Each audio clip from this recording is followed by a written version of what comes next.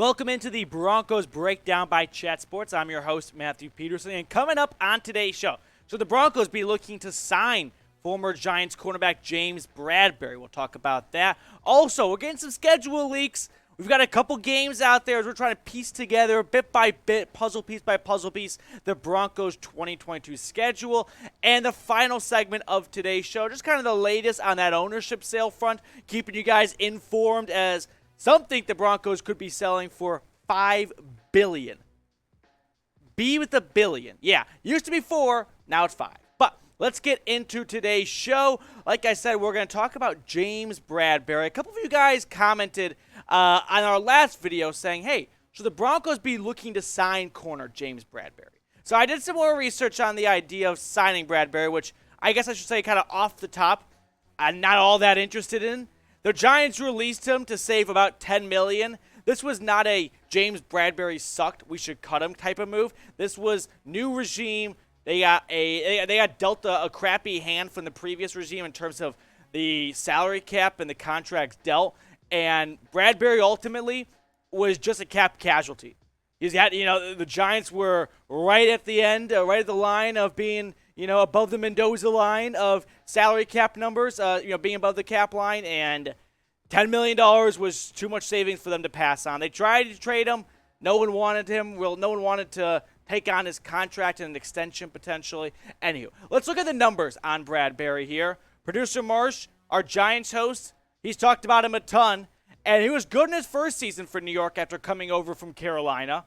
He got targeted a lot more in this past season, which led to more touchdowns, more yards, a little more of everything. He had more interceptions. He had one more, but he also was targeted 115 times. To me, when a team's throwing the ball at you a lot, that doesn't speak a lot of confidence or much faith on the offensive side of you disrupting the play. So should the Broncos sign James Bradberry?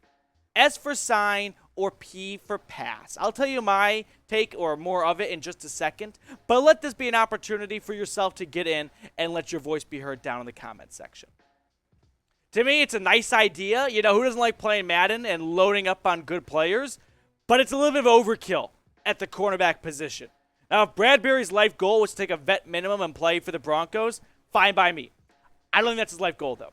If you look at the depth chart here for Denver, where are you going to put him, right?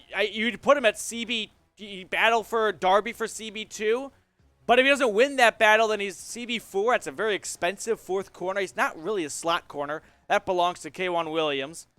If your idea is to sign Bradberry and ditch Darby, I wouldn't hold your breath on that. Ronald Darby signed a 3-year, $30 million contract last offseason.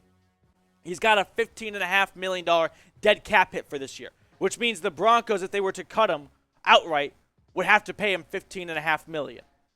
Is he that bad that you don't want him for $15.5 million? No. I thought Darby was fine last year. Was he worth a 3-year, $30 million contract? I don't know. It was one season in, but he didn't blow me away necessarily. I don't think it's such a, it was so bad you drastically have to get rid of Darby to bring Bradberry in.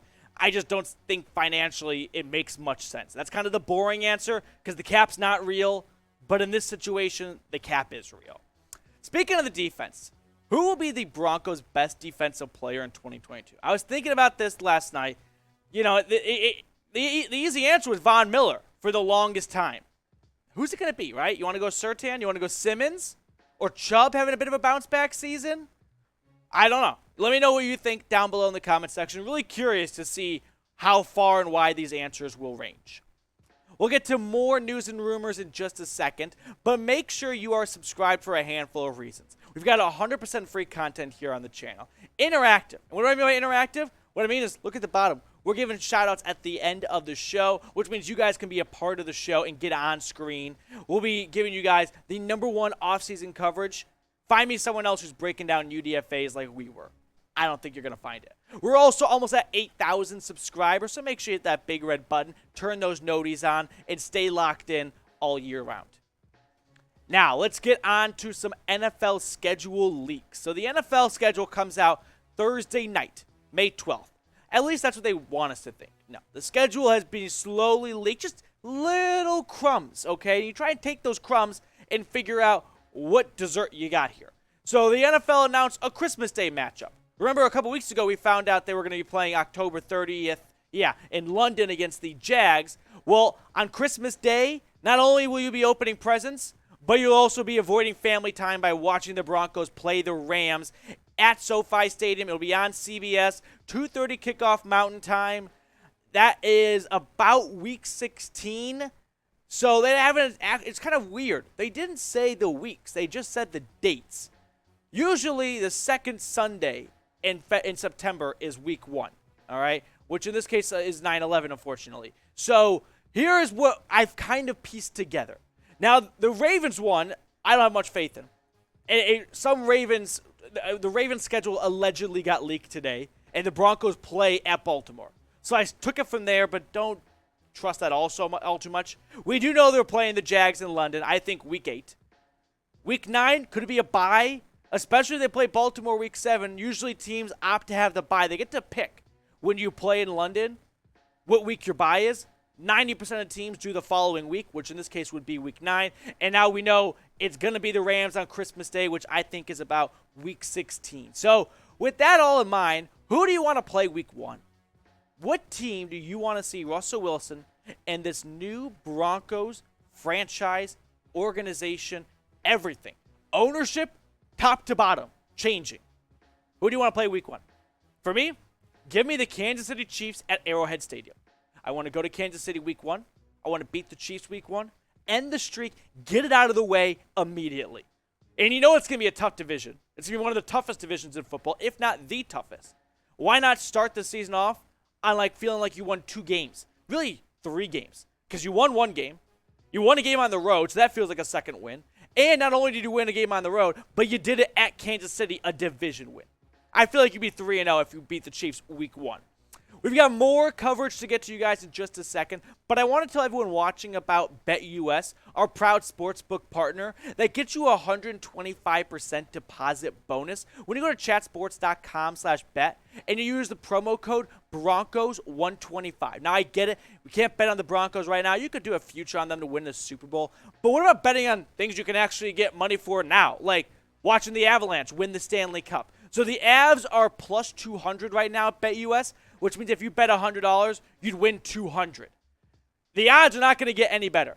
Once the Avs get rid of the Predators, then the next round, the odds of them winning, the payout is only going to get a little worse and worse as they get a little closer and closer to the final. So get your bets in right now, chatsports.com/bet.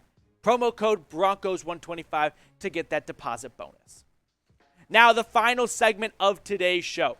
The Broncos team sale close to $5 billion. Well, it's pretty insane to believe here. We've got a tweet from Pro Football Talk, Mike Florio, late last night, tweeting out, well, late for me, 8:22, I guess. Per source with knowledge of the dynamics of the process, the sale of the Broncos is now expected to generate at least $5 billion. At one point, it was borderline $4 billion. We just added an extra billion for shits and giggles. Now, Florio in the article said this. He's talking about Rob Walton, the heir to Walmart, has a net worth of $69.5 billion. He would become the most wealthy NFL owner by far. You'd love to see it. Eclipsing current standard bearer David Tepper by more than $50 billion. That's the Panthers owner. That money will come in handy. Per a source with knowledge of the situation, the final price of the team is now expected to be north of $5 billion. So it's sounding like it's a two-way bid-off between Walton and Josh Harris, who owns the Sixers and the Devils. All I really care about, though, is for the next owner, don't move the team. Maybe a new stadium, although I really don't even want a stadium, but basically don't leave Denver, which I don't think is going to happen. That's not really in the cards. But do not be persuaded by London asking for a team. I saw someone comment that in the last video. No, the Broncos are not moving to London. And spend money. Be an active owner. Don't be the owner like the Oakland A's in Moneyball, who only gives his GM, Billy Beane, $30 million to spend. I know it's not baseball, but still, just be aggressive. Be an owner who doesn't just say, hey, as long as I make a profit, I really don't care. You know? I think there are more owners than, sadly, fans want to believe out there that go, make the playoffs once every 4 years as a wild card team, lose in the first round, repeat the cycle, and I'm fine because I keep printing cash. No. I want an owner that wants to win Super Bowls, like Pat Bowlen. All right, let's get some shout-outs, though. I asked our people in our last video to comment me if they are new to the channel, and these are the first 18 people. So Seth, Mike, Dwayne. Dwayne, I don't think you're new, but I put you on here anyway because I like you. Dylan, T. Brody.